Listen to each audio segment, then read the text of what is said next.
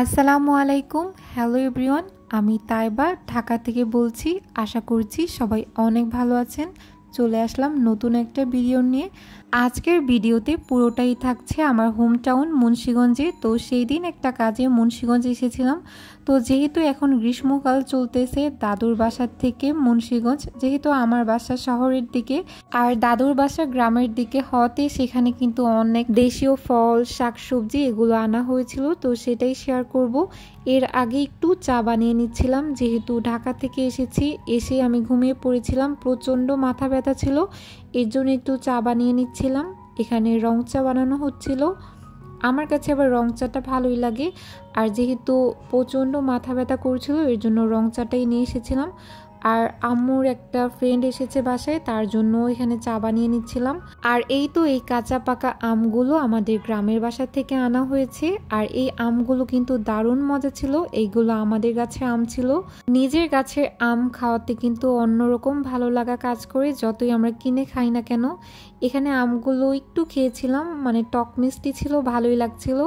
তো এই তো আমার কাছে তো প্রচণ্ড ভালো লেগেছে। এখন এই তো আজকে আম আর চা দিয়ে সন্ধ্যার নাস্তাটা করব। এখানে তো প্রায় চাটা হয়ে গিয়েছে, এখন আমি সার্ভ করে নিব।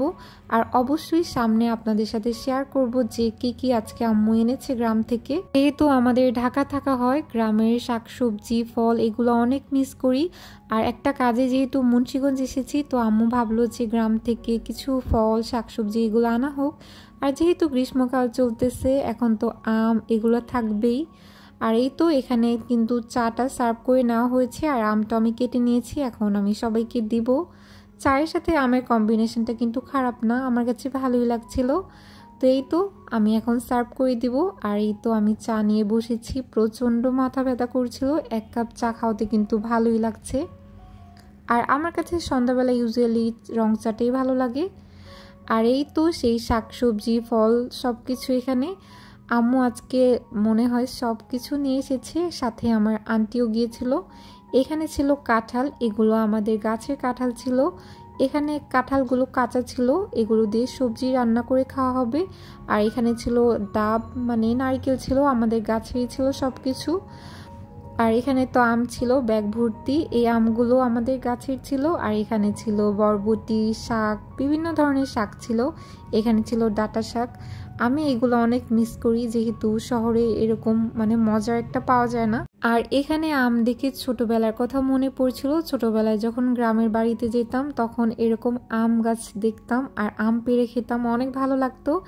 আর এখানে শাকসবজি সব কিছুই রয়েছে, যেহেতু দেশীয় ছিল এবং দেশের বাড়ি ছিল, সব কিছু একদম মানে অর্গানিক ছিল, কোনো ভেজাল নেই এখানে। আর এই তো এখানে কাঁঠাল, দেন দুন্দুল, বিভিন্ন ধরনের শাক সবজি এগুলো ছিল। আর এখানে পুঁই শাক ছিল একদম তাজা, এগুলো কিন্তু খেতে অনেক মজা হবে। আর এই তো এখানে রয়েছিল আম।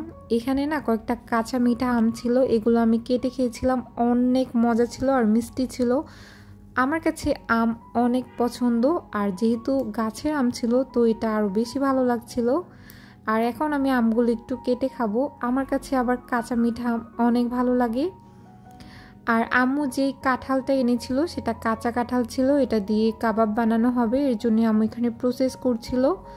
আর এই তো আমি রাতের খাবারটা খেয়ে নিচ্ছিলাম। আজকে না রাতে প্রচণ্ড ইচ্ছে হচ্ছিল আলু ভাজি আর ডিম ভাজা দিয়ে ভাত খাওয়ার, তো সেটাই নিয়েছি।